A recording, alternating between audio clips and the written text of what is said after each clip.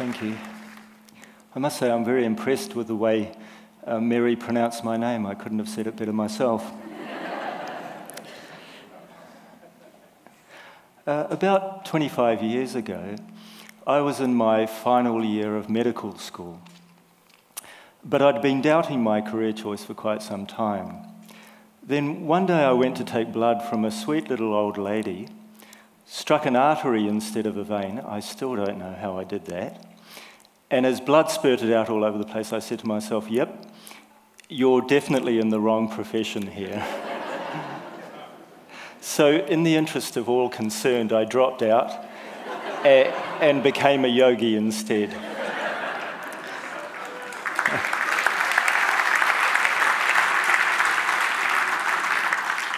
Hence my unconventional appearance. Well, actually, it's not the only reason for my unconventional appearance, one of many, shall we say. So I'd like to share with you the yogic concept of space. Our inner space, what we experience within ourselves, I'm redefining the terms a bit here, and outer space, everything outside ourselves. We live in a vast universe. To give you some idea of its size, if we took the universe to be the size of our planet Earth, then our planet Earth would be about 1/1000th the size of a pinhead in comparison.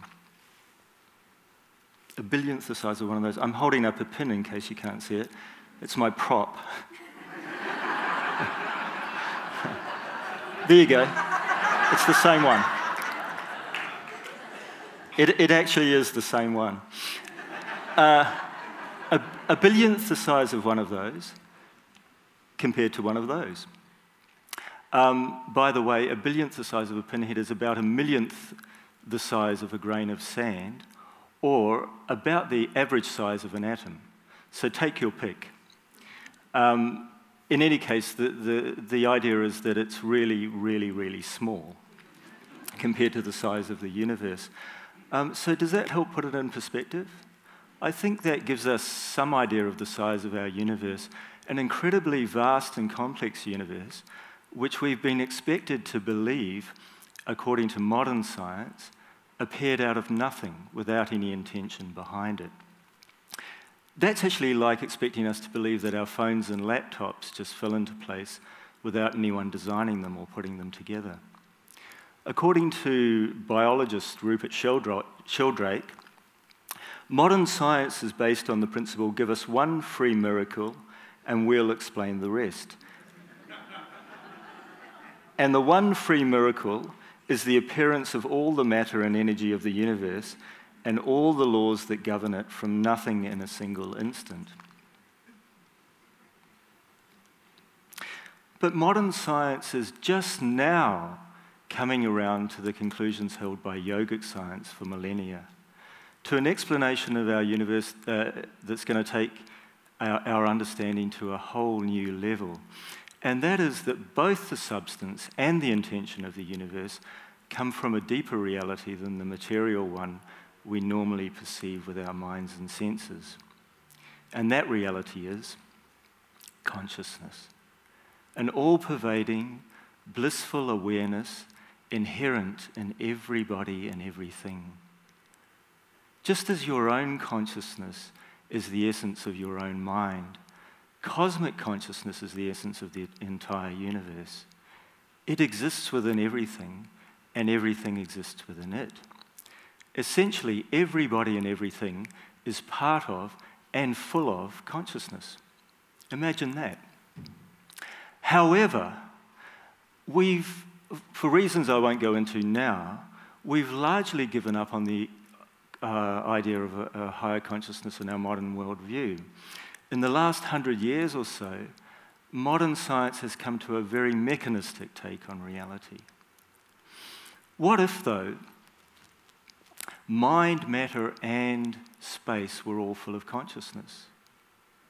What if the possibility of consciousness as a higher reality were every bit as real as any of our current constructs of reality? And what if it could give us, if only we were open to it, some very real advantages in understanding our world and where we fit into it, compared to some very serious disadvantages of a materialist worldview. In a materialist worldview of an arbitrary, mechanistic, unfeeling universe, there's every reason to feel alienated, lonely, fearful, and depressed. And if we don't feel it ourselves, we all too often see it in others and in the malaise of our society. Materialism doesn't engender optimism in people or society. On the other hand, in a blissfully conscious universe, there's every reason to feel inherently connected to people and to the world, to feel loved, hopeful, happy, and at peace with oneself and others. In the words of my guru, Sri Sri Anandamurti, "You are never alone or helpless. The force that guides the stars guides you too." So rather than trying to validate a worldview which makes us sad and fearful of the future, I believe we should be trying to validate a worldview which gives us fulfillment and hope for the future, not just as individuals, but as a society. The benefits of a conscious worldview are immense, and it's potentially no less valid than any of our constructs of material reality. This is not just wishful thinking.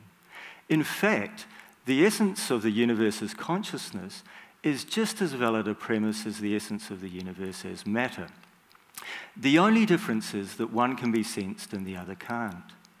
We can perceive matter with our minds and with scientific measurement, but we can only experience consciousness internally. We must find it within ourselves. There was once a Sufi mystic called Nasruddin. I actually stayed in his hometown in Turkey for a few days once.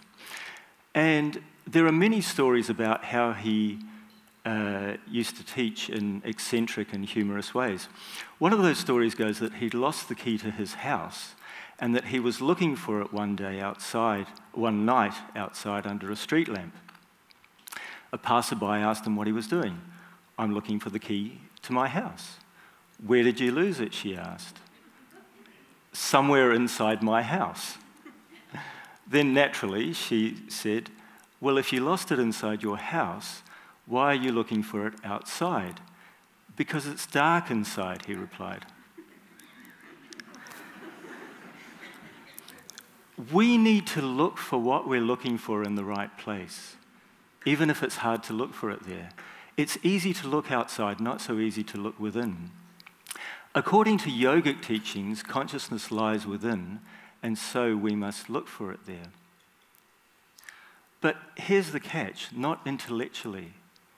It's not something we can comprehend with the mind. Take the case of a light bulb, for example. A light bulb is capable of shining light on the room around it, but not on the power which illuminates it. In the same way, we're capable of comprehending the world around us, but not the consciousness which animates us.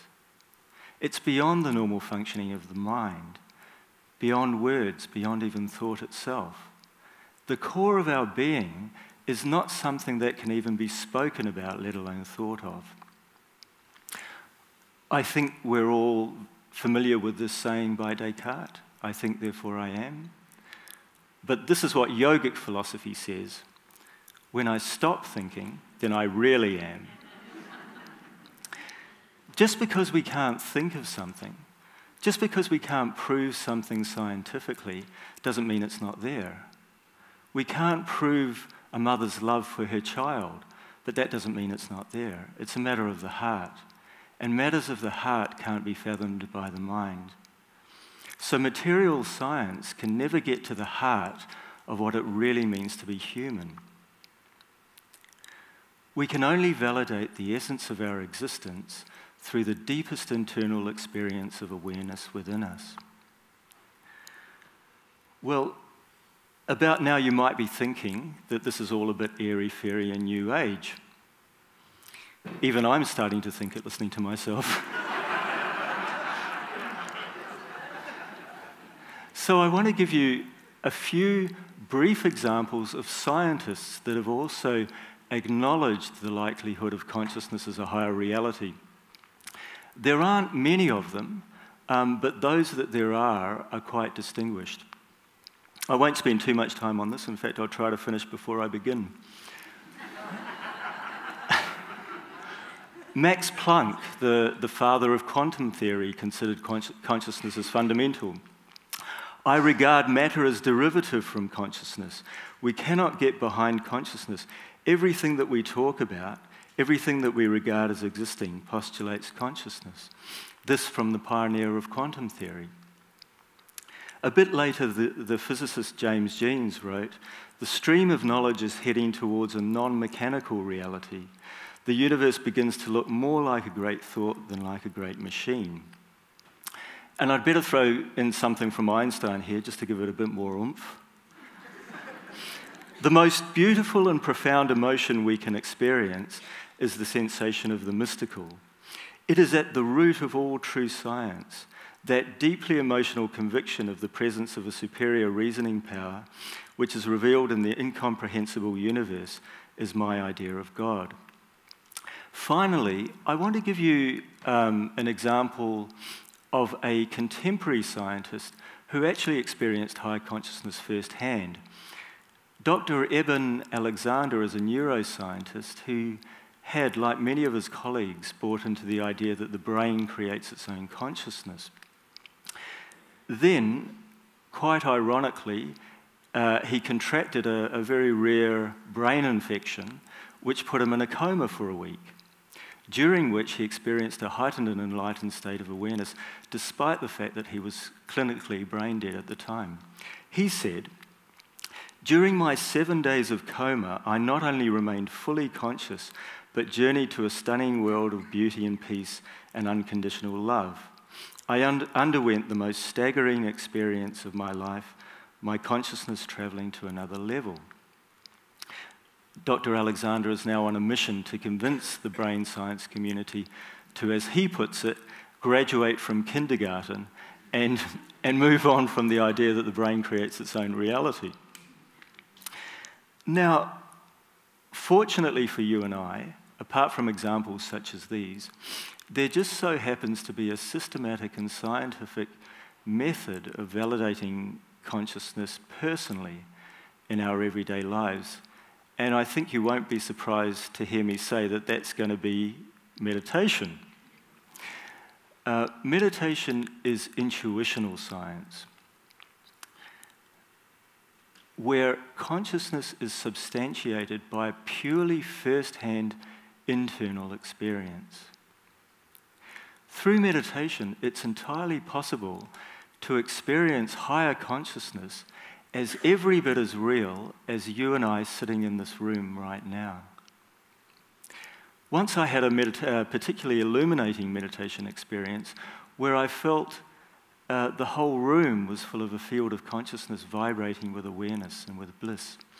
It was so intense, so tangible. The feeling I had at the time was that I could have cut it with a knife. It was undeniably real then, and I still have no doubt about it to this day. So through meditation, one has many such experiences that ultimately lead to the realization of one consciousness.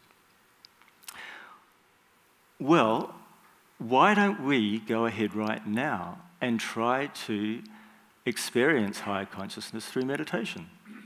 Shall we give it a try? It might not have occurred to you when you woke up this morning that you'd be meditating today, but there you go. Anything's possible. So I invite you to close your eyes for a minute or so. Remember to breathe and try not to fall asleep. I know it's been a long day. And start off by centering yourself. Focus on your sense of self. Feel the center of yourself.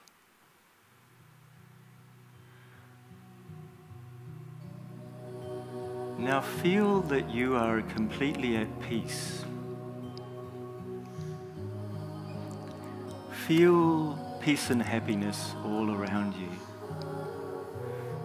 Feel infinite happiness all around you.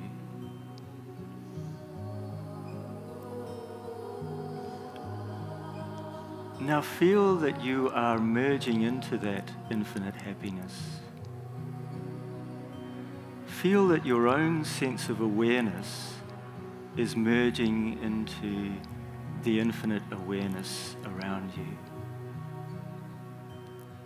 Feel that your own consciousness is merging into the infinite consciousness all around you. Feel yourself becoming one with it. Feel that you are one with it. Feel that you are it.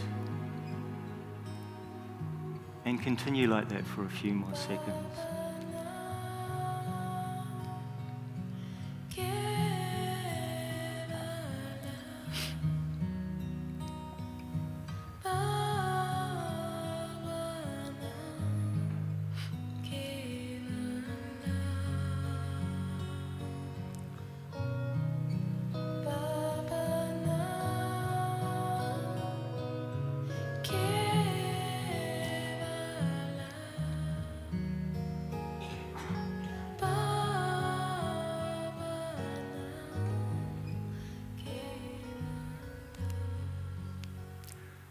Now, doesn't that feel better? Yes? No? Anyway, you might have gotten a glimpse just now into the possibility that your own consciousness is one with the consciousness of the whole universe. That it's within you as well as all around you.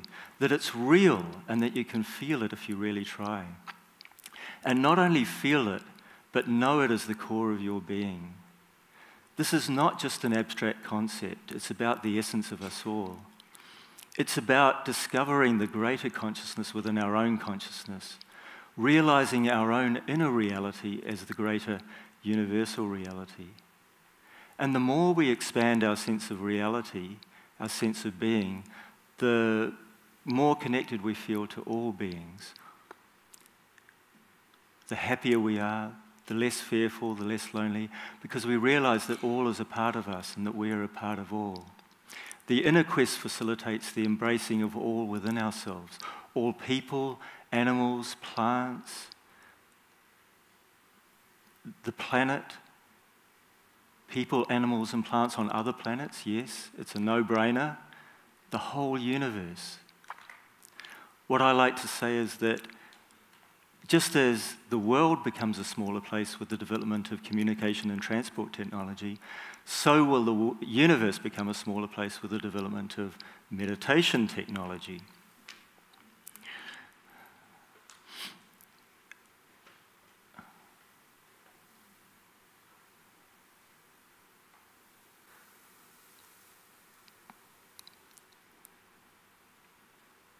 Thank you.